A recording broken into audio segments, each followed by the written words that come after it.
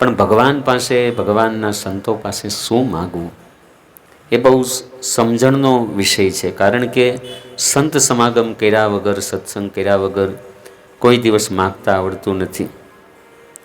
એક શેઠ ભગવાનના મંદિરમાં જઈ અને એના ઘરની બાજુમાં જ એક સરકારી કોમન પ્લોટ પડ્યો છે અને ભગવાનની પાસે માગણી કરે છે કે હે ભગવાન, કૃપા કરો, જો આ એક કોપડું અને આ એક કટકો મારા હાથમાં આવી જાય તો હું માલ થઈ જાઉં.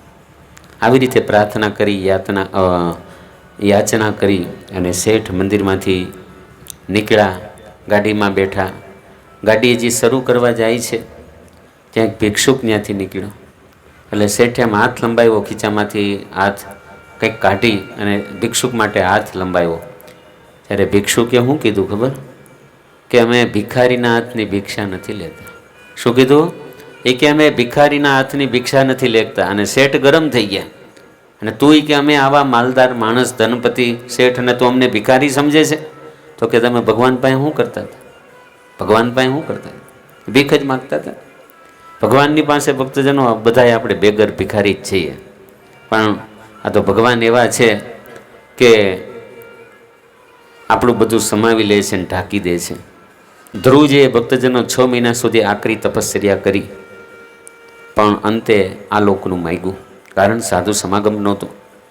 પ્રેમાનંદ સ્વામી મહારાજની પાસે માગ્યું કે તમારી મૂર્તિ વિના બીજું મને આપશોમાં. જો તમારે આપવું હોય તો તમારી મૂર્તિ જ મને આપજો, બીજું કાંઈ જોતું નથી.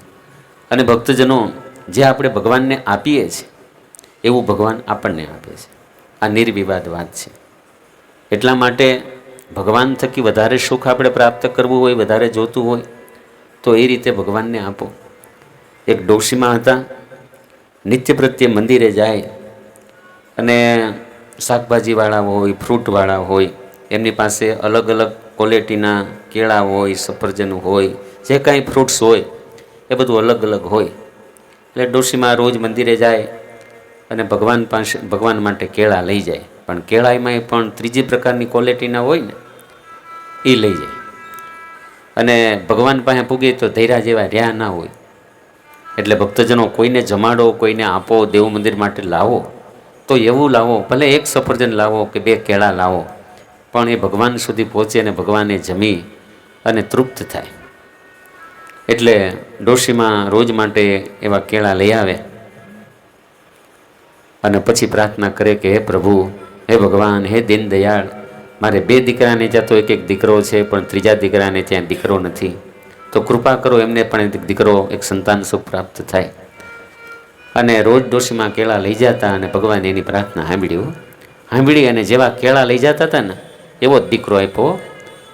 કોઈ કાનનો મેળ નહીં, આંખનો મેળ નહીં, ચેપાઈ ગયેલા કેળા જેવો. પછી ડોશીમાને એમ થયું કે આવું કેમ હશે? પણ પછી વિચાર કર્યો કે આપણે ભગવાનને આવા જ ચેપાઈ ગયેલા, કાળા પડી ગયેલા જ કેળા આપ્યા છે, તો ભગવાન આપણને ક્યાંથી સારું આપે? એટલે ભક્તજનો, જેવું આપણે ભગવાનને આપીએ છીએ એવું ભગવાન આપણને આપે છે. પણ જો થોડી વસ્તુ સારી આપી હોય તો દ્રૌપદીજીને કેટલા ઝીર પૂર્યા, સુદામાએ 2 મુઠ્ઠી પૌવા આપ્યા, તો એ પૌવાને પ્રતાપે કરી અને સુદામાને સોનાના મહેલ થઈ ગયા. આપનાર, તમે લેનાર વ્યક્તિ છે તો મહાન છે, શ્રેષ્ઠ છે, પણ તમે કેવા ભાવથી આપો છો ને કેટલું આપો છો એ વસ્તુ મહત્વની છે.